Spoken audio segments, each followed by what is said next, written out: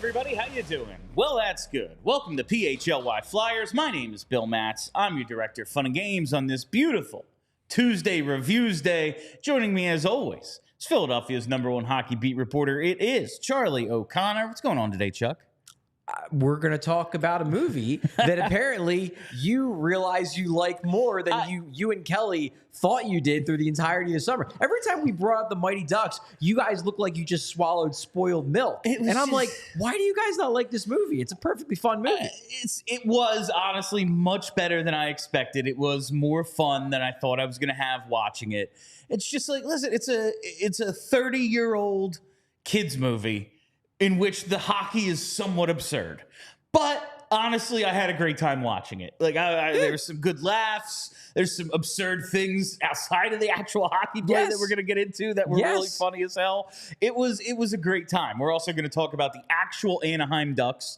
Because yesterday when we started talking about the different rebuilds and I brought up the Sharks, it's like, oh, well, we're going to talk about the fake Ducks, so let's talk about the real Ducks. Real Ducks. That makes sense to me, so we're going to do that. Okay. A lot of things happening here at PHLY and All-City as a whole. What was it? Yesterday, we launched the Dallas site. DLSS. And immediately, they signed CD Lamb. Like, obviously, fuck Dallas. But, like, for our network and for them, like the people covering the team, that's pretty wild that on day one they had breaking news. Well, see, that was the point, was that everyone has been asking themselves in the football world, why did Dallas have CD Lamb hold out the entire training camp only to give him the contract that he's always deserved? Yeah. It's not like they got a bargain. And the answer is he was waiting for All-City Dallas to launch, clearly. And that happened. And this morning we announced it is official. John Marks joining us here at PHLY. It is pretty sick. I worked with John at a previous stop. I was the remote producer for his afternoon show when we'd be at Chickies and a few other things. I was with him for a lot of stuff. It was always a ton of fun. John is a great guy. Very excited to be bringing him aboard. His show debuts here at PHLY September 3rd, 8 to 9, Monday to Friday, so that's great. All sorts of things happening here, including our ticket giveaway. Oh, hell yeah. I got a bunch of entries in the Discord DMs. Okay. Just as a reminder, we're going to pick our first winner. We have 4 pairs to give away this week to the Flyers-Rangers Rookie Series game, the first one, Friday, September 13th at the PPL Center in Allentown. It is probably, card subject to change as always, but as far as we can tell, it's going to be Matvei Michkov's first time in a Flyers uniform. Lots of people want to go. It's a hot ticket. We have a bunch of them. All you have to do to enter is DM me on the Die Hard Discord. Pretty easy. We got a bunch of entries. We're going to pick our first winner today. If you have not entered yet, there's going to be drawings throughout the rest of this week. So you have time to sign up to be a Die Hard, to figure out how to get on the Discord. I don't spend as much time in the Discord as Charlie does. So I was kind of having to navigate. I was like, where the hell are my DMs? I was like, am I going to have to change them? But I found them. We have a bunch of entries. You can see this is not an empty bucket. There's like 24 names or so in here. Are we doing it now? I'm going to just pull one now. All right, We're going to give away our first pair of tickets to the Rookie Series game. We're going to mix them up. Are these actual names or are these Discord names? Discord names. So and if they gave me... Are there any very embarrassing names? Nothing too bad. Okay, nothing like if too they bad. gave me like, hey, this is Bob, and like their name was, blah, blah, blah, like, Blunt Man 69. Okay. Like I would put Bob. Okay. But we'll see. And we have our first winner. Our first winner. We have our first winner here coming out of the Coors Light bucket for the first pair of tickets to the Rookie Series game. It is JPH on Discord. Jim Hand is our first winner. Congratulations, Jim Hand. Congratulations. And we will pick another winner tomorrow. I'll get back to you in the DMs, and we'll set up the whole ticket exchange through Ticketmaster, all that stuff. We'll figure it out. That's the other thing. You need a Ticketmaster account. It's not hard. You know how to make an account online, right? Everyone does. And I assume most people, like, if you go to sporting events regularly, probably have a Ticketmaster account, I got to believe. But just got to throw that out there because that's how I got to transfer the tickets to you. All right, on to the business of the day, Charlie. We've given away the tickets. We've made some announcements. And now it is Tuesday Reviews Day. We are talking Mighty Ducks came out in 1992. And right away, I had an issue with the movie. Not an issue. Okay. this whole thing that ruined Gordon Bombay's career.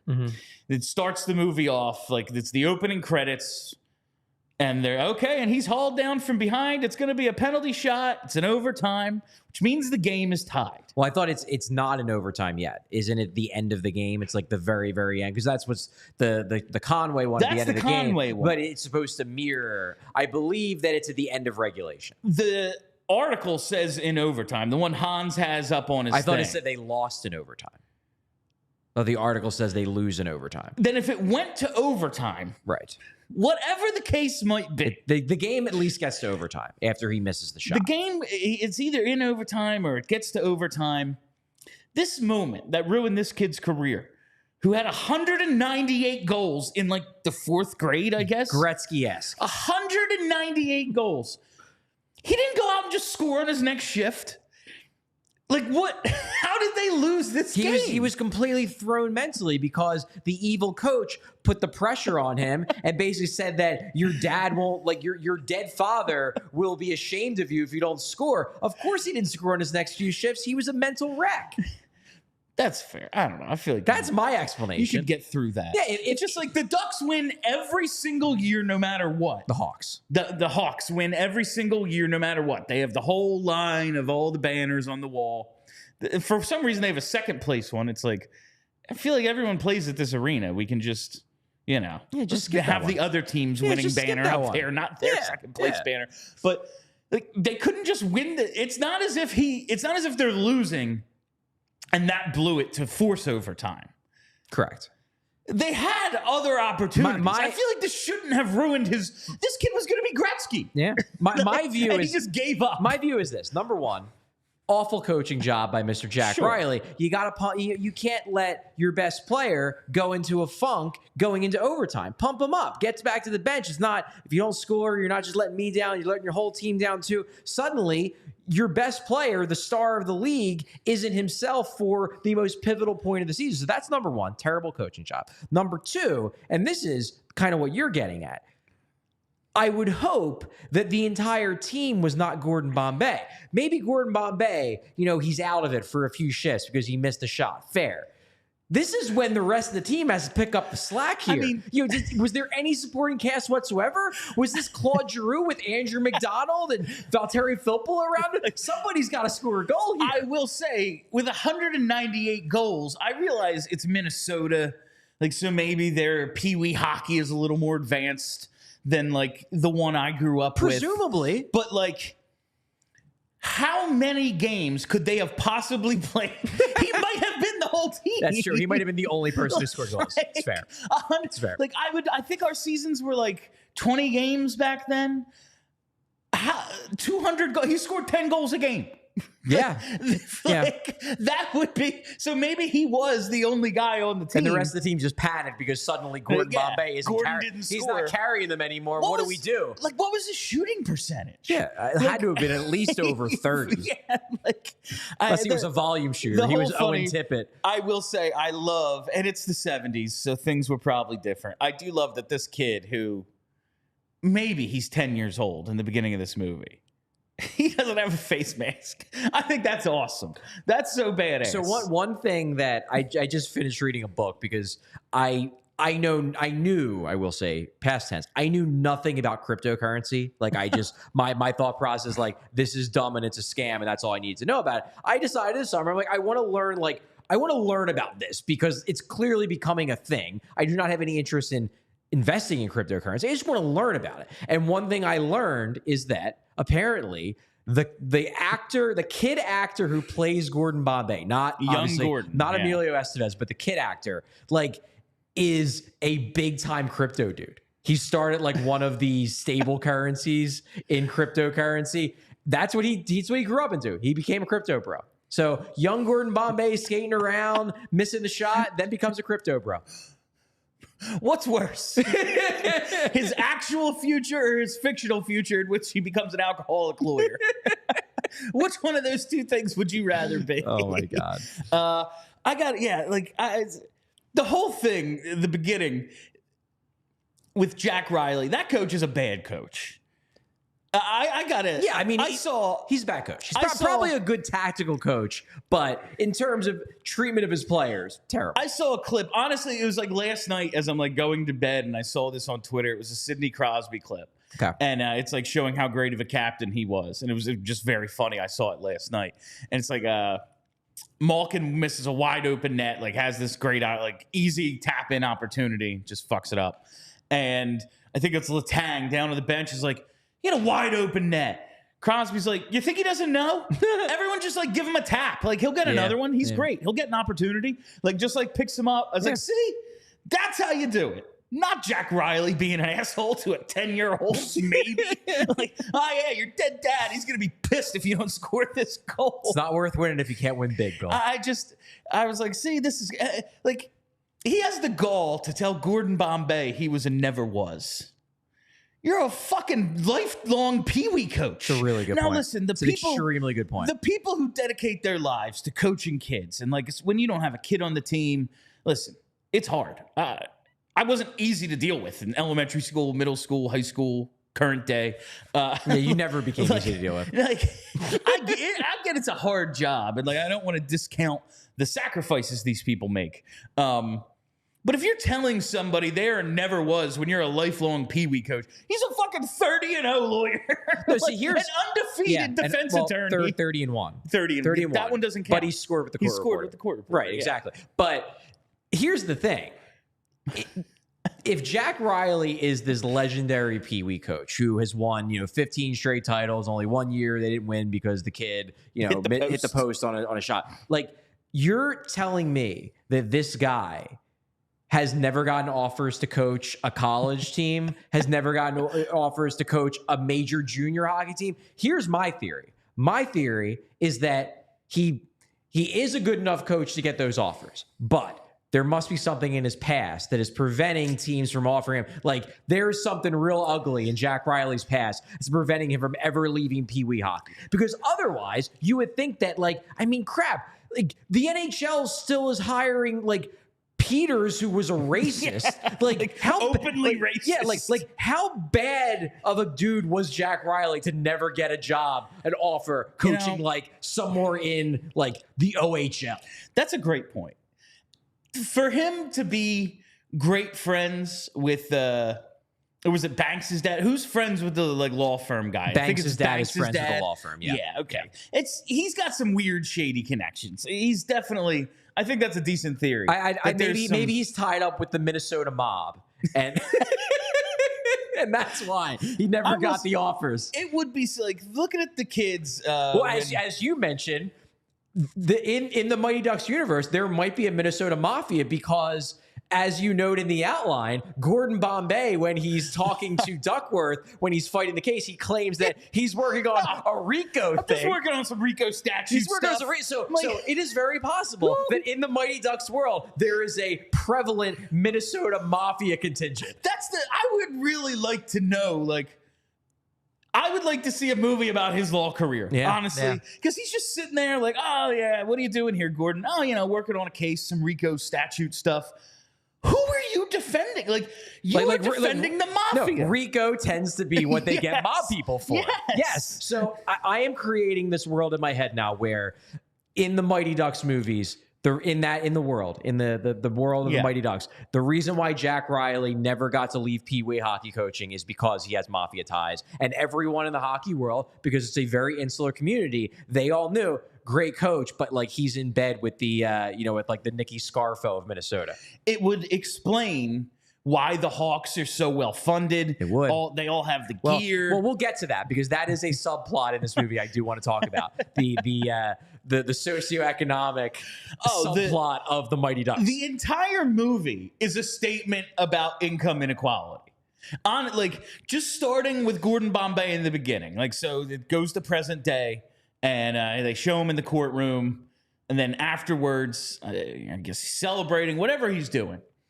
He's driving around drinking, not drunk driving. Yeah, not like I was at a bar and then I hopped in the car. No, he's drinking in the car. A beer bottle, which is, I mean, you can't even say it was a Red Bull. It's not a Solo cup. There could be anything in there. It's like a green Heineken bottle. And he's just driving around. He's like getting pulled over. Oh, shit, that's not good. He's hammered. They go to court. He's defending himself, and the judge just goes, 12 moving violations in 3 years? How do you have a license? You're the judge. How does he have a license? Yeah, that's a question for you, buddy. The whole thing, it's like, well, obviously he's going to lose his license. He's got to do some time. He's driving while drinking. Yeah, you're going to go coach a hockey team. Yeah. That's it. Yeah. That's this powerful lawyer at this big firm. That's it. I do want to make a point, though, about that, because I've thought about this I think about the Mighty Ducks movies probably more than I should. I hadn't watched this movie in probably about 7, 8, 9, 10 years, but I do think about them. It's like, it's a nice topic of conversation you have with your old friends, talking about all the flaws of Rookie of the Year, and the Mighty Ducks. Here's a question. One thing that does date this movie, but not necessarily in a bad way, but just in the sense of like, there's no way that this would have been allowed. Like, if they make the Mighty Ducks for the first time in the early 2010s, there is no way they kick off the movie with the main character / hero getting arrested for drunk driving. There is zero chance that Disney ever approves that. He's a sleazy defense attorney. He's bragging about hooking up with the court reporter, and then he gets caught drunk driving. Yes. And that is the mythology. Like, that's the backstory of this character. There's no way that Disney would ever have been cool with that. 20 years later. It's a Disney movie. Yeah. I mean, Disney does have, like, I guess they could have. They did do the Disney thing, killed off his dad. Right. That's a Disney trope. That's a trope. We have to kill your parents in order for you to have a tragic story, because then it's like, well, you're not responsible for anything. Yeah. Your parents died. Yeah. But yeah, I think the whole movie probably is a statement about capitalism. Like, yeah, man, these rich people get away with everything. I think it is. Meanwhile, Charlie's eating mac and cheese. If we're going deep into this, it is a combination story about income inequality, and also about childhood trauma, because you're talking about a guy who, he loses his father at a very young age. It's a very traumatic event. Then his new father figure, who replaces his father in his head, turns out to be an emotionally abusive asshole. And then what happens? He gives up the thing he loves. He becomes a lawyer, and he's an alcoholic. Okay, this is clearly the impact of childhood trauma on an adult. Unresolved childhood trauma. And the entire movie is Gordon Bombay getting past his unresolved childhood trauma. There's a lot of serious themes in this movie. I almost last night went right into D2. And I was like, you know what? I think I've had enough. Just because we'll get to the end, but like, and now he's in the AHL. Yeah. But like, that was the one thing that struck me, like talking about it being dated, when he's back at his office. He like comes back right from court in the beginning, Gordon Bombay, and someone's like, oh yeah, they dropped off North Stars tickets for tonight. He's like, hockey? I was like, the North Stars still existed, and it was, when the movie was released, their final season in Minnesota. Movie comes out in October of 92. Their final season in Minnesota before going to Dallas is 92, 93. And it's just like, oh, wow, right. There wasn't. I always forget that the North Stars existed. Well, then the fact that not only are the North Stars still in Minnesota, they're playing the Hartford Whalers. So if you haven't seen the movie, and I would hope most people at this point have, I have to believe, Gordon Bombay takes the team to, it's like near the end of the movie, he takes the team to a North Stars game, because obviously the movie is set in Minnesota, and they show the Jumbotron, and it just says Heart. And I was like, Heart? What the hell's Heart? I'm like, oh my God, it's the Whalers. I didn't even notice that. That's outstanding. Two defunct teams, and like one of probably the most watched hockey movie ever, like especially for people our age. Like everyone's seen the Ducks. I have probably, and this may be an understatement, I have probably watched the Mighty Ducks about 10 to 15 times. I have watched the Mighty Ducks way more than I ever watched Slapshot. Oh, like as a kid, I watched D1 and D2 nonstop. Yeah. Yeah. One of my, because I'm an only child. So one of my cousins was basically my age, and we kind of became really good friends because I didn't have a brother, I didn't have a sister. And like he lived in the suburbs, I lived in the city. So like we would trade off like sleepovers. And almost always the sleepover would, when we were going to sleep, we put one of the two Mighty Ducks movies on. We're pretending D3 never happened. Charlie does not recognize D3. I do not recognize D3. Because of Dave Haxtell as the head coach. I mean, multiple reasons, but yes. It's not good. I mean, like, it's the movie. It's about Emilio, and Emilio's not in it. Barely in the movie. Yeah. Did you ever watch the series that Disney Plus put out a couple of years ago? I did not. I watched like episode 1. Apparently, season 1 has all the callbacks. Emilio's in it. There's a bunch of cameos from all. Okay. Season 2? No one. It's completely, and then of course it gets canceled after season 2. Okay. Yeah, I think maybe one of my favorite lines is he gets pulled over by the cop, and he's like, "Oh yeah, maybe I was going a whittle fast, or it was a little noise. It was a whittle noisy. Yeah, he turns down the radio. He goes, "Okay, pal, breath, blood, or urine?" And Emilio goes, "No thanks, I'm full." Brings him in. I was like, this is tremendous. Like, that's a great joke. I don't care what the rating of the movie is. That's a really good joke. It is a good joke. Yeah. And then we get to the one thing is, I mean, I still have very positive feelings towards this movie. I was surprised at how many times I laughed. Yeah. Watching this again. That like, because there's some stuff where when you're a kid, you think it's funny. And then when you're older, it's like, yeah, that's stupid. But there are some lines that are legitimately very funny. Like the part where when he's in the limo and he's getting taken to the first practice, and just with all sincerity, we're just like, community service. This is horrible. It's so good because like it's so obvious they're trying to make him out to be this total asshole, and they just lean so far into it with the script. You can't not laugh. It's just funny. And I get, like, he's rich, so he can just. But his punishment is a limousine and a new hobby. Like, that's what he gets for. It's an extremely privileged punishment. He gets a DUI and 12 moving violations in 3 years. You gotta believe more than one of them is substance related. Presumably. He gets a new hobby, a fresh lease on life, and a limousine driver. That's what I would get. The fact that the limo driver, Gordon's just like, yeah, take it out on the ice. He's just like, what? Okay.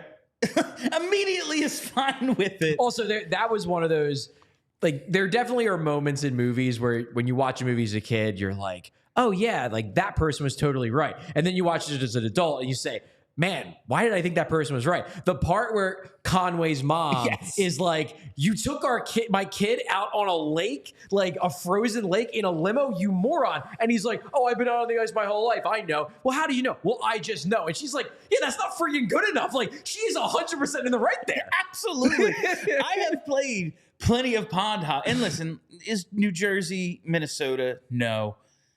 But we've been wrong before.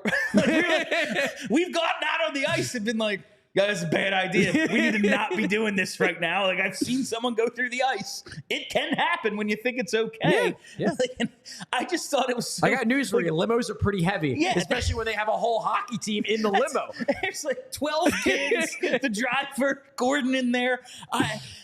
The mom was absolutely in the right, but I just found it so funny that the driver was initially like, yeah? Oh, okay. Yeah, sure. That makes sense. Yeah. Why not?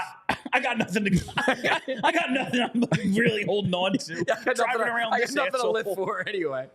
I'll take the risk. There's a lot of good stuff in this. And after his initial meeting with the team, then their first game where they get blown out by the Hawks.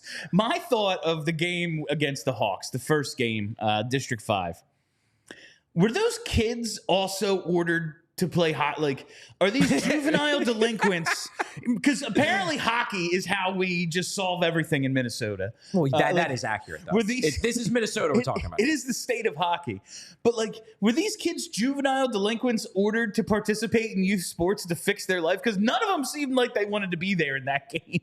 Like, we can't say they were trying. Well, so here is the only piece of hard evidence that proves you wrong is you have Jesse and Tommy is the other brother, the Halls. Yeah. And his dad basically says, Jesse and Tyler. and I'm giving up my overtime for this. Terry Hall. I knew it started with a T. So Jesse and Terry. And his dad basically says angrily to Coach Bombay, I'm giving up my overtime pay for this. So clearly, at the very least, the parents wanted them to play. Yes. Perhaps the kids got pushed into it by their parents. But the parents, at the very least, wanted the kids to get some athletic activities going on. He eventually sees Hans, and Hans is one of the heroes of the franchise. Right. Goes to a sports shop. The exterior shot of Hans's sports shop. It's an epic building. Is a palace. It's an epic building. That place is freaking beautiful. It's Yeah. like a castle of hockey equipment. Yeah, yeah. And all of the scenes in Hans's sports shop, I'm like, kind of getting an itch. I want to lace them back I kind up. of want to play, man. Yeah, Like, yeah. I just like when Gordon's lacing up the old black Eastons, I was like, ooh, where are my skates? It was just something about it like made me feel like playing. I do think, and I'm not in no way, shape, or form saying this is like a great movie. It's not. It's a kids movie. In my opinion, it's a well executed kids movie, but it's a kids movie. But the thing I do think that this movie does very well, and I think an entire generation of people around my age can speak to this. It really does a good job of getting you excited about the idea of hockey. They do a good job presenting both the like crazy, zany, fun things. Like, I know this is in D2, but like every single kid tried the knuckle puck. Yes. Every single kid that played hockey at least once tried the knuckle puck. It was a thing that you're like, I want to try that. I want to see if I can make the puck go up and down. And of course you can't. No. But we all tried it. It's not real. Everybody in practice at least once joked around doing the flying V. Like we all did these stupid things. That part of it makes it fun for kids that are between the ages of like 5 and 9. And then they do a good job, especially with the Bombay parts, of playing into the mystique of hockey. Absolutely. Of just that poetic, the artistic side of like, man, the ice, and just like skating around. Gordon out there skating by himself. You see the breath in the air. It's a moment. It's like, cool. Yeah. And it plays into that idea of like, this hockey thing, it's pretty neat. I want to try that. It is. And hockey season is, of course, upon us. And I'm talking, man, I kind of want to get out there, kind of want to get out on the ice, hoping we get enough cold weather at least once this fall and winter to be able to lace them up, maybe hit Sears Park, get out on a pond once. And if you're going to be out there, if you're going to be doing some outdoor activities this fall and winter, you probably need to hit your local Rite Aid. That's right. Listen, man, I've been telling you for a couple weeks now, it's fall allergy season. You can hear it coming from me. Fall allergies begin as early as August and last into November. So we're there, man. It's August 27th. Fall allergies are well underway. The main culprits of fall allergies causes are ragweeds and mold, plus plants, sagebrush, tumbleweed, pigweed, dust mites, and your pet's dust and dander. Don't forget them and their fur as well.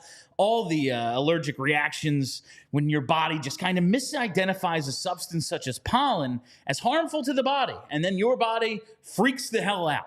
There's a couple of ways you can avoid this. I've been a long-time fall allergy sufferer. You can first sign up for Rite Aid Rewards emails at riteaid.com/rewards to receive email pollen alerts for your area. Pick up a dehumidifier at your local Rite Aid. Dust mites and mold thrive in humid environments, and a dehumidifier helps take the moisture out of the air so that these allergens can't grow. Shower frequently. If you wash the pollen and mold spores from your skin and hair, they're less likely to affect you. Check those pollen counts again. Sign up for Rite Aid Rewards emails to receive pollen alerts. Keep your windows closed, run an air conditioner, and wear a protective mask and some gloves when gardening. If this isn't enough, just a few preventative measures, maybe you need some over-the-counter options available at your local Rite Aid, like a nasal rinse to flush your nasal passages. And when symptoms are flaring, pollen counts are high, you can try antihistamines. And 1 to 2 weeks before pollen allergies are expected, check out some nasal corticosteroids. If you have questions and you still aren't getting enough relief, ask a Rite Aid pharmacist if a different type of allergy medication, like a decongestant, might be necessary. You can always ask your Rite Aid pharmacist for recommendations on way to get relief during allergy season. When we're here, I'm talking about some outdoor activities, but just because it's getting a little cooler doesn't mean that sun's not going to be shining. And that's why you need your Shady Rays. That's right. You got to get ready for all seasons with quality shades built to last. And our friends at Shady Rays have you covered with premium polarized shades that won't break the bank. Shady Rays is an independent sunglasses company offering a world-class product rated 5 stars by over 300,000 people. Their shades have durable frames and crystal clear optics, making them the perfect choice for all outdoor adventures. And they have hundreds of options to choose from, so you're bound to find the perfect pair to match your style. I love wearing my Shady Rays every day. I tell you about this all the time. I have a few different pairs because, I got to match what I'm wearing. So you just check it out, man. And maybe you want a few different pairs. How much money do you want to drop? Well, guess what? Exclusively for our listeners, Shady Rays is giving out their best deal of the season. Head to shadyrays.com and use code PHLY for 35% off polarized sunglasses. Try for yourself the shades rated 5 stars by over 300,000 people. Charlie, how old is Fulton? It's a good question.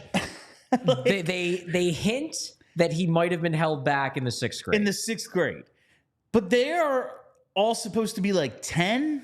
Well, if they're talking about getting held back in the 6th grade, what I'm guessing is that there's an age range to be eligible to play in Minnesota Pee Wee hockey. This seems to be about 4th to 6th grade. That would be my guess. 4th to 6th grade, that would be logical. Because then once you get to 7th grade, you're getting into junior high. Yeah. And that fits with the fact that in a couple movies, they're and then freshmen. It's not, what is 3 that they're freshmen? Yeah. So you go through the JV and the varsity. Yeah. So I would guess, I think you're probably right. I think about 4th to 6th grade, which what would that be from an age standpoint? Is that like 10 to 12? 9 to 12? 9 to 11? Something like that. Yeah, something like that. 9 to 11, 9 to 12, depending upon that. I think Fulton is definitely older.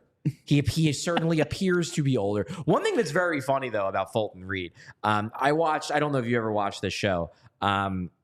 There's it ended a while ago. I think they're bringing it back. They did a TV show in the Marvel universe for Daredevil. Okay. And there's 3 main characters. One is obviously Daredevil. The other one is like the love interest of Daredevil. And the third is because it's Daredevil and his partner are attorneys. Yeah. And the partner is the actor who played Fulton Reed. I think Rosario Dawson was in that show. Yes. I believe. Yes. I think I watched that and it was like episode 3 where I was like, wait, is that fucking Fulton Reed? Well, because the funny part is that the actor didn't grow up to be big and tough looking. Yeah. He grew up to kind of be just a kind of wimpy looking. No, which is weird because it's Fulton Reed, and I remember Fulton Reed as being like him in the Bash Brothers. Yeah, he's just a tall 12-year-old. Yeah, he just stopped growing.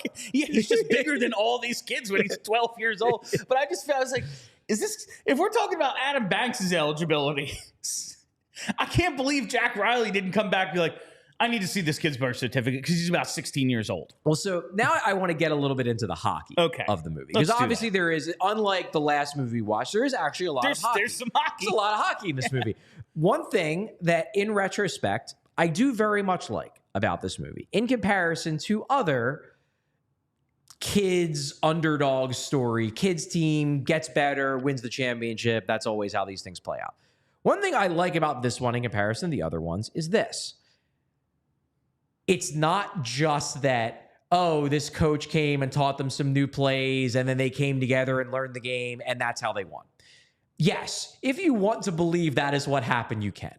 But objectively speaking, how this team got good was they get the best player in the league. They go out and they get a big, tough, old power play quarterback with a bomb of a slap shot. And then they go out and they get 2+ skaters. Yeah. That is not it's an underdog story, sure. And I'm not denying that the other players in the team did dramatically improve to the point where they are at least passable. But this is not a story of rapid development. This is a story of great signings and acquisitions turning a shit team into a really good one. And I think that is a very accurate way to describe an underdog story is like, yeah, you know what? If you look at it, if you really break down the roster, were they really underdogs after they got Adam Banks, Fulton Reed, and two figure skaters? Like, they basically just added Jeff Skinner and Jeff Skinner's sister. That's it's Tammy Duncan is doing the spins next to the net. I need to know where all the Hawks hockey IQ is to just walk into and draw a slash. Like, what are we doing? That's here? a good point. Like, what really good point. Like, come on, yeah, Jack. That's what Jack Riley. What are you doing? Yeah, where's the coaching there? Yeah. But seriously, it's like this is a team that basically added Connor McDavid, Evan Bouchard, Jeff Skinner, and then Tammy's brother isn't that good, but sure, he can at least skate. He's a better skater than basically everyone who's already on the team. Averman did not get any better in this movie. No, he's that's not something that happened. Yeah, he continued to suck. He's just the comic relief. Yeah. Like Conway gets better. Guy Germain by D2 is like legitimately good. Yeah. You can see the talent because he's the 1C of the team. You can see that he's got some upside. Conway's got some upside. Averman just stinks. No, he's comic relief. Goldberg is never good. No, he gets supplanted when they get to high school. Yeah, well, understandably, Julie the Cat Gaffney is an actual good goalie, and she stinks. Another thing I love about this movie, because the timing, excellent. The fact that Goldberg is the goalie and is a Flyers fan, leading into the era where the Flyers goalies were the main problem with the Flyers. Exquisite, perfect timing. Obviously, everyone always remembers he's, coach, I'm moving back to Philadelphia. Right. He's got the Flyers He's wearing stuff. Flyers stuff the entire movie. He's got the Flyers stuff at the end. He's wearing Eagles stuff. Something I'd never noticed when they're in Hans's sports shop, and I haven't seen this movie in years. Maybe I noticed it years ago and just forgot. But he's trying on his goalie equipment, and he's got a Pat Stakes sweatshirt on. Does he? I missed that. I missed that. Oh my god! That's good. I was trying to look through the IMDb, all that stuff to see if there was any sort of Philadelphia connection, because it was like, all right, yeah, like Flyers, Hextall reference. Like there's a couple hockey stuff. It was like, I don't know. I feel like Pat Stakes, that would be like someone doing something on purpose. I would have to dig into this, but there has to be either the screenwriter or the director must have been for Philly, because they were just too intent on getting Philly references in there. There was clearly an intention, and it wasn't just we have to make it from somewhere else. That is the character Goldberg would still be fine if he wasn't a Flyers fan. Someone in the making of this movie wanted Philly and Flyers in this movie. And there's more Philadelphia references than there are Minnesota.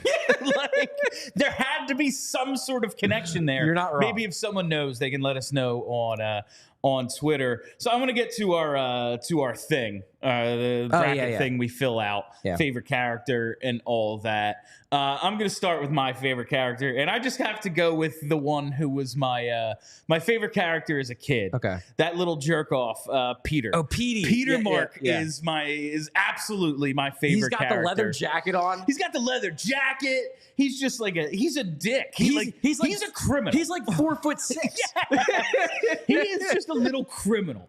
I'm gonna guess the reason he's not in D2 is because he is in Juvie. Well, no, what it is that he's getting recruited into the Minnesota Mafia, that is in the Mighty Ducks cinematic universe that overlays all of this. Yeah. In 10 years, he is getting prosecuted by Gordon Bombay for RICO. Who was your favorite character? I'm going to go with actually, you know what? I think now it's Fulton Reed. As a kid, it was obviously Charlie Conway. I mean, my name is Charlie. Oh yeah, it makes sense. It was obviously Charlie Conway. Of course it was. Yeah. I can't lie. Were you a number 96? Were you rocking the 96? No, but my number was 9. Ah, okay. I was always number 9. Okay. No, the end of the movie, everybody's chanting Charlie. Yeah. You can't I ate that shit up when I was 8 years old. I love it's just the funniest shit. It's we think Guy should take it. It's well, I'm banging his mom, so I'm going to pick him. My favorite part is when he's like, "What about Charlie?" Then Goldberg, what about Charlie? It's Goldberg, you suck too. Yeah. You have absolutely no leg to stand on. You've made 3 saves this whole movie. Exactly. If one of the good players, if Fulton Reed's I don't know, that might not be the best move, although he'd already gotten thrown out of the game. He'd been thrown out. He wasn't even there. But Goldberg, you cannot be shit talking Conway. You're not good. I would say it was good. Okay, so Adam Banks got hurt, Fulton got kicked kicked out. Like, oh, all right. I guess we have to go with someone who sucks. It might as well be Charlie. Might as well be All the Spazway. good players are gone. Might as well be Spazway. Another point I want to make about Adam Banks. I'm going to take a little shot of Flyers fans here. Adam Banks absolutely would be hated by Flyers fans because he's soft and he's injury prone. Gets hurt in both movies. Both times. Doesn't play physical. Yeah, he's not a Flyer. Yeah. Just not a Flyers kind of player. Not a Philadelphia guy. No. Yeah, would have been hated. I loved when he's yelling, I'm open in front of the net. I'm like, no, you're not. You're clearly covered. The great players are always open. Yeah, they're always open. Just he get him made the the puck. play. He made the play. Just get him the puck. All right, what's next on our bracket? It's the favorite scene. My favorite scene, it's a short one, but I just absolutely love it because it was always my dream to roller skate in the mall as a kid. Oh, yeah. I get that. I always wanted to do that, and it just turns out like that's not a thing you're allowed to do. It's a children's They movie. do knock over a lady. Yeah. And it's like, oh yeah, that's why you're not allowed to do that, right? No, it's wildly dangerous. You shouldn't be allowed to do it. But that was my favorite scene. What is Charlie O'Connor's favorite That's scene? a good question. And again, like I have to kind of separate this from like when I was a kid versus now. When I was a kid, it was probably like the entire championship game. Like that was probably right now. I think my favorite scene is when he has the kids chanting, "Take the fall, act hurt, get indignant." That's good stuff. That is amazing shit. I love that he's trying to teach them to dive. Because it's so like the parents are offended by it. Charlie refuses to do it. It seemed like everyone was on board in practice, though. That's the thing. Yeah. I guess once they got into the game, they're like, this... Their moral sensibilities. You know what? They are hockey players. They were above the diving. That makes them hockey players. But come on, like... I don't know if you do this. I still, when I see someone in an NHL game take an obvious dive, I think in my head, take the fall, act hurt, get indignant. 100%. Yeah. That was our introduction to diving in hockey, probably. It's like, is this something people do? Yeah. Yeah, like when like Brad Marchand when Brad Marchand's screaming at the referee, like, why did you call that? All I can think of is he's indignant. It's just so indignant. I will say, though, when Charlie is pinned against the boards, and the butt end of the stick is inside his helmet. That's a penalty. Like, he didn't need to do any acting. Yeah. That's high stick. No, the officiating this movie is universally awful. The championship game, again, it's the 90s. It's Minnesota, so maybe my experience is different. You're not allowed to hit at that age, and they are just going to town. That is a physical championship game. Even the two playoff games are super physical. They even mention it, like, this is a real physical game. They're like 10. Guess we didn't care. Well, we clearly didn't care about concussions because Karp takes a shot to the helmet. Karp pulls a LaPerriere. And like, once again, this is not how you block shots. No, it's not. You do not drop to your knees in front of the shooter. He's going to hit you in the head. Luckily, he's wearing a full helmet. But also, another line in that scene that made me laugh out loud that I'd forgotten about was when he's like, "How many fingers do I hold up?" And Pete goes, "He wouldn't know that anyway." That's good. That was good. What is your favorite line in the movie? My favorite line in the movie. Ooh, that's a good one. It's like I think my favorite line as a kid was when Conway is talking to Bombay and they're in the diner and he's like, half an inch, quarter of an inch one way and I would have won, and he's like, well, quarter inch the other way you would have missed completely. Like I think that was my favorite as a kid. My favorite on the rewatch though was when Bombay's blowing up at them and he's like, do you guys enjoy losing? And he's like, well, not at first. And once you get the hang of it is good. I think that's my favorite line now. That's really the line that probably sets up Aberman for his run in the franchise. Like, okay, you're the one with the timing. Yeah. Good for you. You nailed Guess what? Yeah, this is your whole character. That's why you're sticking it out for all three. You get to play. You even get to go to, what was the school? It's not Seton Hall, but something like that. It's something Hall. Yeah. Well, that is something I do want to talk about before we get to the next one, because you mentioned about like the socioeconomic element.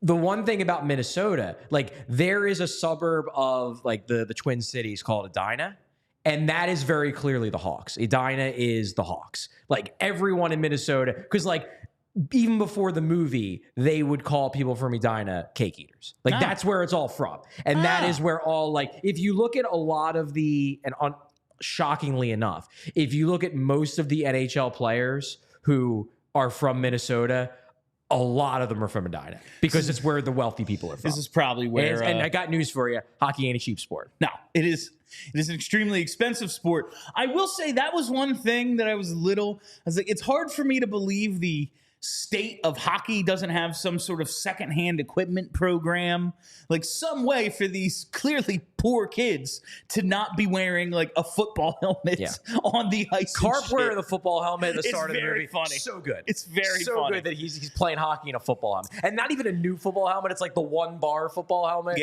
They used to use in like the kicker helmet, like the 60s. Yeah.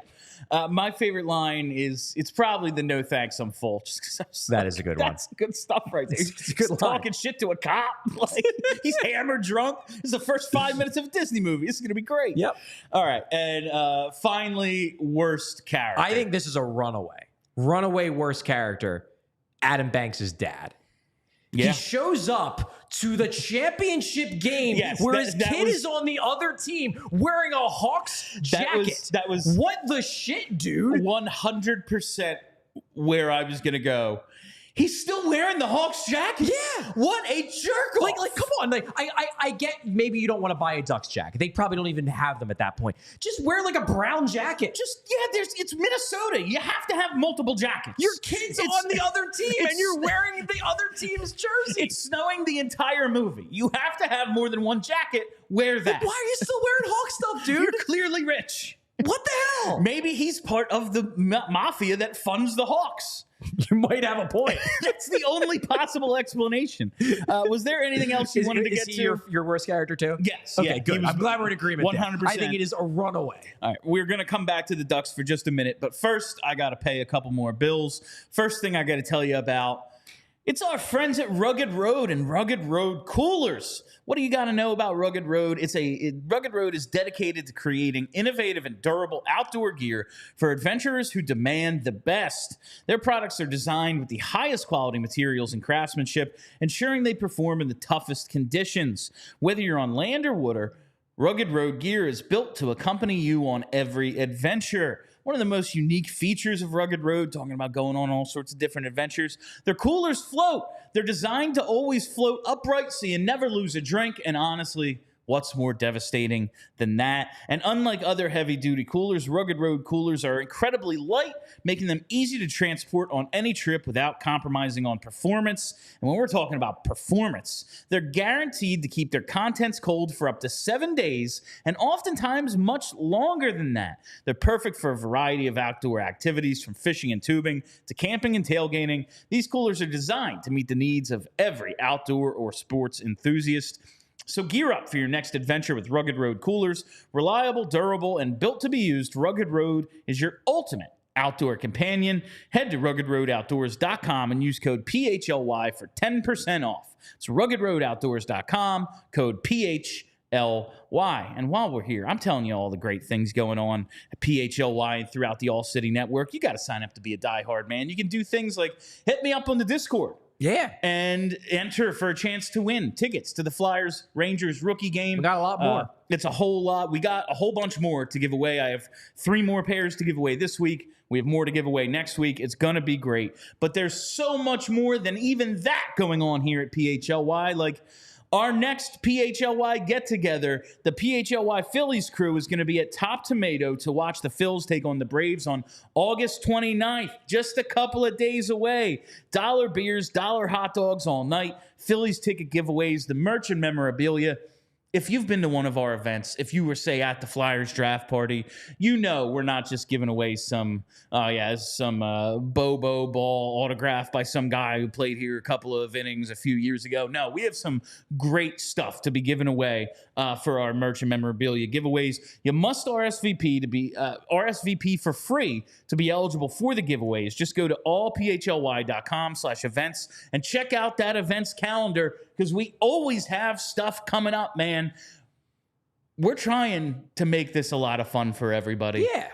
these get-togethers are kind of the root of that. Listen, the shows are fun and everything, and we take your super chats. It's great, but you get to meet us, you get to hang out with us, you get to watch a game with us, have the experience, and win some stuff. Sounds like a whole lot of fun to me. Go to allphly.com/events to register to RSVP and to be eligible for the giveaways. The one thing I wanted to talk about, Charlie, before we move on to some actual Ducks talk, and of course it's like, 150. But why wouldn't it be? It was the Mighty Ducks. I knew I was going to have a lot of rants. I was very excited that you were excited about this one. The characters who are in D1, but not the rest. But don't make D2. So Hans comes back for 3. Right. It's like his brother. Jan. Yeah. Jan. He was back home, right, and his brother was running the shop or something. Right. But Terry Hall, like one of the brothers stays. Jesse continues. Terry quits hockey. Terry Hall, did you know Terry Hall is UC Smollett? I did not. I just saw no that. No freaking way. I was just looking up. Oh my God, I had no idea. Wikipedia has, it's like band members who've been in like the band the amount of time. And they have that for the movies, like the franchise. Yeah. And it was like him. And I was like, wait, I know that name. Lesson here. Like a famous, should have kept playing hockey. Famous guy. Should have kept playing hockey. Tommy and Tammy Duncan, Dave Karp, and Peter Mark, who I don't know if they ever actually established his last name. No, I think we have reasonable, like the only one that doesn't make sense to me is Terry, because his brother keeps playing. It's not like Terry was obviously terrible. He could have kept playing. Maybe he just decides, I don't really like hockey that much. Jesse does. Jesse keeps playing. Works for me. Tommy and Tammy, it was pretty clear that like Tammy's ultimately going to win out and they're going to go back to figure skating. They were 1-year ringers. That's fine. They got some use out of them. Kids got to have some fun. Cool, but I don't think either of them were looking like hockey lifers. Tammy wants to be a figure skater. Tommy is like 4'0". Like, come on. There isn't that much upside there. Sorry, dude.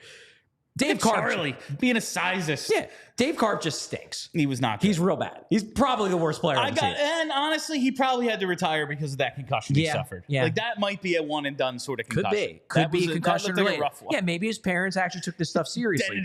They are the Brett Lindros parents were like, you know what? No, kid. Maybe you might be bad at hockey, but you might have a future. You could be a doctor if you stop playing the sport that gives you brain trauma. So Karp, understandable, he's not very good. Peter, as we noted, he joins the Mafia. So he's got a different career path. There you go. Yeah, there you go. There's your explanations. Just a little thing. When the Ducks have to forfeit the game because only Fulton and Charlie come out, the whole rest of the team quits because they misheard what Gordon was saying. Right. They didn't understand sarcasm. Yeah, didn't understand sarcasm. And then they did later in the movie. It was like, all right. All right, sure. But they come out for warm-ups and toss their helmets in the corner and start skating. That is a fucking hard move. Yeah. Like, that is a badass move to just be like, I'm not warming up with my helmet on. Nah.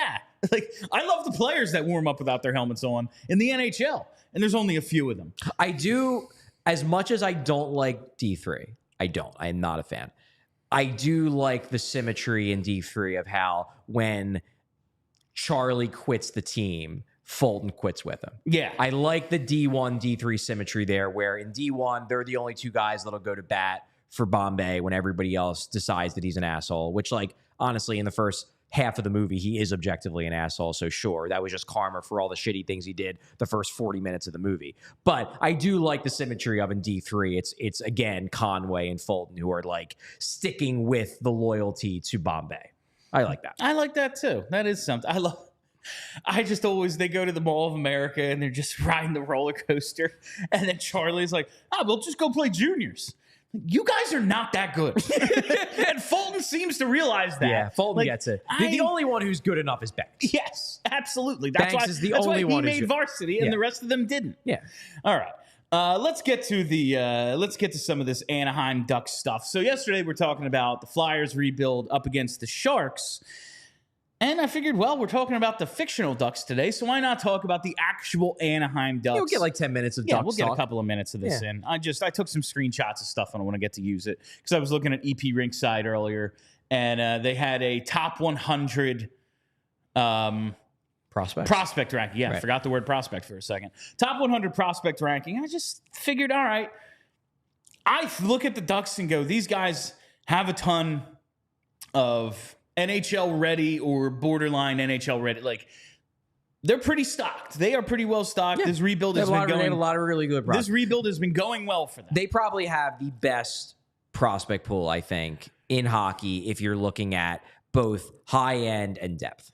And it's guys who are like, this list is strictly Calder eligible people. Right. So people, players who are going to be in the NHL this year or have not yet like reached the NHL. Yes. So like Leo Carlson, no, but he's really good. Yeah. He still makes the Corey Prom and pipeline rankings because he's young and he's still.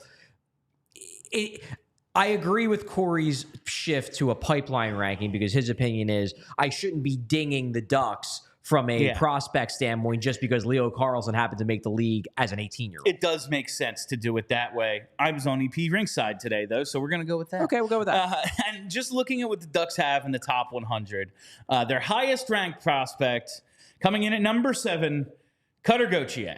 That's a tough one. And they have this tier ranking. He's tier 7. So the way it works on Elite Prospects is a ranking system of 1 to 3 is not NHL caliber, 4 to 6 is NHL average, and 7 to 9 is high-end skill. Right. He comes in right there at tier 7, the low end of high end. Right. I think that's fair for Cutter, like for what we know about him. He's got a great shot. What I saw of him at World Juniors is I thought he was a little bit too much of a perimeter guy, but he can be. You can coach that out of him. He can be. Yeah. He'll have to be pushed to fully take advantage of his size if he wants to become a dominant player, not just a good one. And I wouldn't say like it's not as if he has the craziest hands in the world, just that the skills he has are so good. I mean, when you have the quality of shot that he has, you can lean on that a lot. Yeah. So he comes in as the number 7th ranked prospect and a tier 7. Then coming in at number 18, the Ducks have the 18th ranked prospect as well, Beckett Seneca. Right, the guy who they just drafted this year. Right. He's also a tier 7 player, so that low end of high end. I like him. I do think that it was a bit of a reach. You believed he got overdrafted. Yeah, because they took him. It's just he had the really big second half, and teams are dreaming on the upside because he's still growing into his body. He had the big growth spurt heading into last season, and the idea was that he's still learning how to take full advantage of his new frame. If he learns how to take advantage of his new frame, and he still has all the skill, holy shit, he could be a superstar. I think it was an upside play. I get it. It's just that I could envision a world where he's just a decent middle 6 forward because he doesn't have the instincts. His decision-making sometimes is off. I could see that being an outcome in a way that I didn't quite see for some of the other guys who got taken after him. So I didn't love that pick, but like he was in a top tier. He deserved to be in the top tier. He was in that tier of like, okay, all these guys are basically the same, but 3rd overall. It was like, no one really had him going there. Some people did. I mean, okay. He was one of those late risers. I just didn't expect that rise to go all the way to 3. Yeah. Okay. They also have the 48th ranked prospect in Stian Stolberg.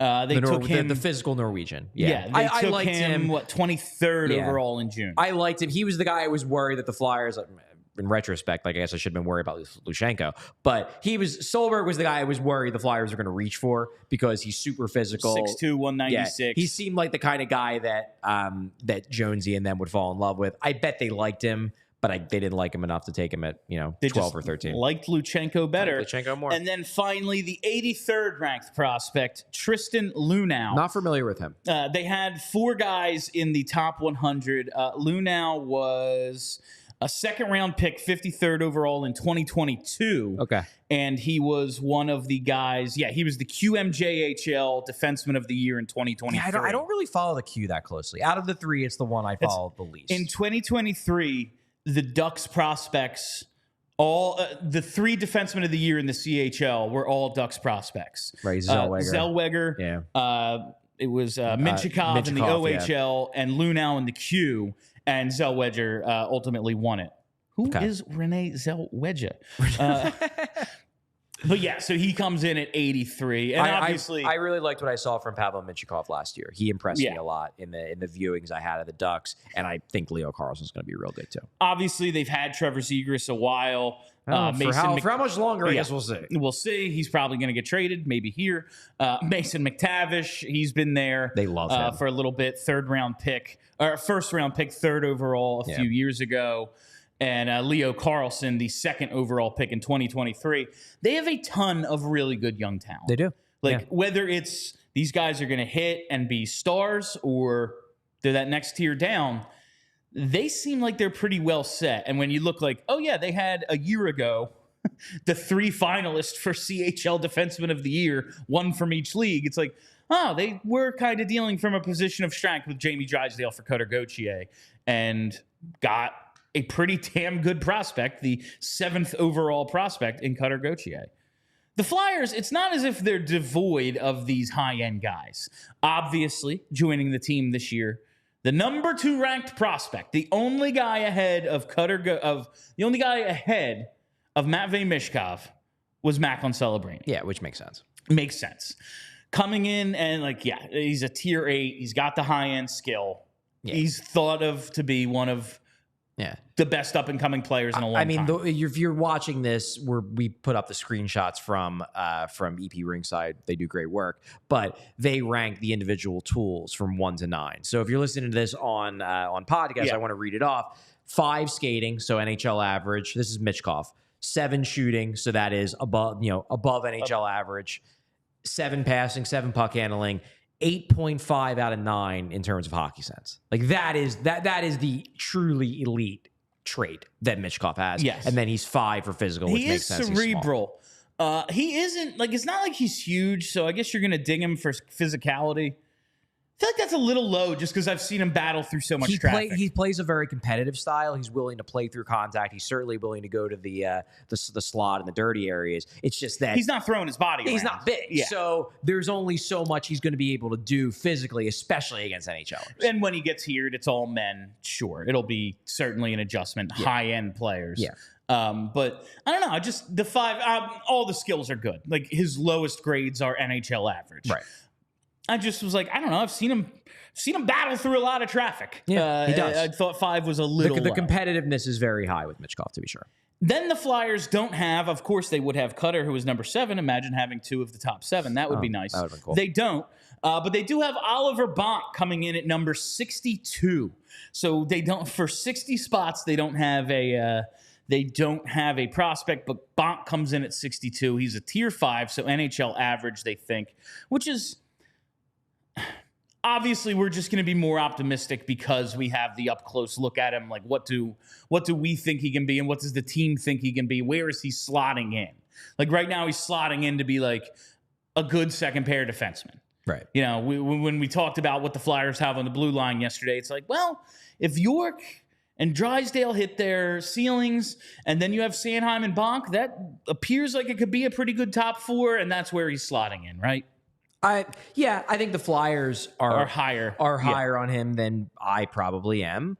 They think he can be a potential first pair guy. I think. I don't think they believe it's a lock by any means, but they see that kind of upside. They don't see him as a mid ceiling guy. They see him as a high ceiling guy who could be an impact player, and hopefully they're right. And finally, coming in at number 89, Jett Luchanko, the Flyers' first-round pick from this last year, also a tier 5 guy. It was an upside play for the Flyers. They saw the speed. They saw he just now turned 18, like last week. It was an upside play, and he comes in the top 100. Yeah, his first year. They're very high on him. I mean, that's really what it boils down to. They're very high on Jett Luchanko, and they are much higher on Jett Luchanko than the people at Elite Prospects. So again, I really like. I mean, the people at Elite Prospects, I think they do great work. But the hard truth is that they don't think Jett Luchanko is that good. Like, here's the thing: the Flyers in this list would look a lot better had they taken Bouillon and not Luchanko. Bouillon was ranked 11th. So if they would have taken Bouillon, they would have had the second best prospect and the 11th best prospect, and they had the ability to do that. They chose not to. Now, EP thinks that was dumb. They would say, you're insane. Zeev Bouillon is a way better prospect than Jett Luchanko, who they have ranked, what, in the 80s, you said? 89. It remains to be seen who's right. The Flyers believe that at the very least, Luchanko is equivalent to Bouillon, just plays a position that was of greater need. They probably think he's better than Bouillon, I would assume. I certainly hope it wasn't just because they didn't want to deal with Kurt Overhart. I hope it's because they legitimately believe Luchanko will be a better NHL player. If they are proven right, then suddenly Luchanko, this prospect pool looks a lot better. But according to EP, they're very high on Bouillon and they're not very high on Luchanko, which makes the Flyers prospect pool look worse than it theoretically could have been had they made the pick that EP thinks they should have made. And the Ducks also had the 10th ranked goalie prospect, Damian Clara. The Flyers, it was a top 15 goalie prospects list. Flyers didn't have anyone in the top 15, but they did mention Fedotov wasn't eligible for the list because it's only Calder eligible players, guys who don't have their service time or have not reached the NHL yet. Fedotov is too old anyway. Is 28, 29 years old. You have to be under 26 on September 15th. He is obviously beyond that. Yes. So indeed. he didn't. Maybe he would have made the top 15, maybe not. They just said, hey, he's one of the guys who's not eligible. But neither Kolosov nor Zavragin nor, I guess, Bjarnason made it. So EP is not as high on the Flyers' goaltending pipeline as the Flyers are. The Flyers believe they have a very strong goaltending pipeline. EP disagrees. The Flyers are going, like, just based on public perception, national public perception, it's like, if they're right, it's like, we were smarter than everyone. Yeah. Like, that's what it's going to come down to. Sure. Whether their personal preferences beat the general consensus of so many of these. And obviously, like, you know, the Gauthier thing is kind of sucks, and we'll see how Jamie Drysdale turns out to see if that's a wash or not. Well, I want to go back, though, real quick to the Ducks, because the point you made is that, like, the Ducks have a lot of talent and the Flyers don't seem to have as much. And that is accurate. I think from a pipeline standpoint, no one would argue that the Ducks have less talent, that the Flyers have more talent than the Ducks in terms of prospect pipeline. The Ducks pipeline is stacked. This is actually, like, the Ducks, I know we argued yesterday about the Sharks. I think the Ducks are probably the better, like, apples to apples comparison of the different ways to do a rebuild. Flyers and Ducks. Because the Ducks are very much not prioritizing culture and building around their young players. Their thought process is, let's just stockpile as many young players as possible, and eventually everybody will be good.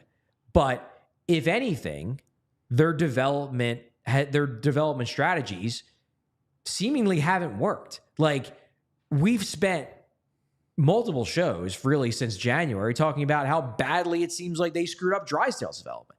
He was a 6th overall pick, and now he's a reclamation project of sorts because the Ducks rushed him to the NHL. Trevor Zegras, like, as a rookie, like, was that his best? Was he best as a rookie? Was he the most exciting? And now he's stagnated.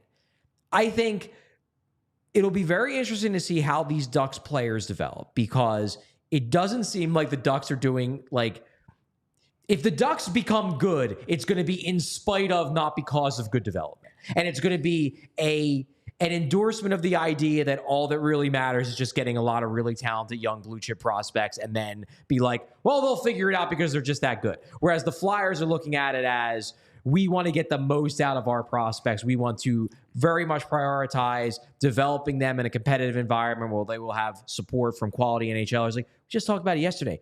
Radko Gudas is probably going to be the Ducks fucking captain. I love Radko Gudas. He's not that good. He's fine, but fine. Like, he's not. Yeah. If he's the guy who you're seriously considering giving the captaincy to, you don't got much at the NHL level. You don't have a ton of options. You don't got much at the NHL level. And so what I'm saying is that we are going to see a head-to-head battle of whether culture matters a lot or whether culture doesn't matter much at all. Because the Ducks are going the route of culture doesn't matter that much at all. All that matters is stockpiling talent. They might be right. They very well could be right. They have a lot of freaking talent. I'm just saying that I am going to be very intrigued to measure the success of both of these rebuilding plans, because they are so different in terms of what they are valuing in their rebuilds. Charlie, you know when this debate gets settled. When? The 2029 Stanley Cup Final. When they play each other. Michkov versus Gauthier. Fair. It is almost a foregone conclusion that these two teams will meet in the Stanley Cup Final, with Gauthier being, you know, basically the newest version of Patrick Kane. So we'll see how that goes. All I'm saying is that the Ducks have all this prospect talent, and that's great. now we see if they can develop it. And I will say, and I am not here to stick up for the Flyers rebuild.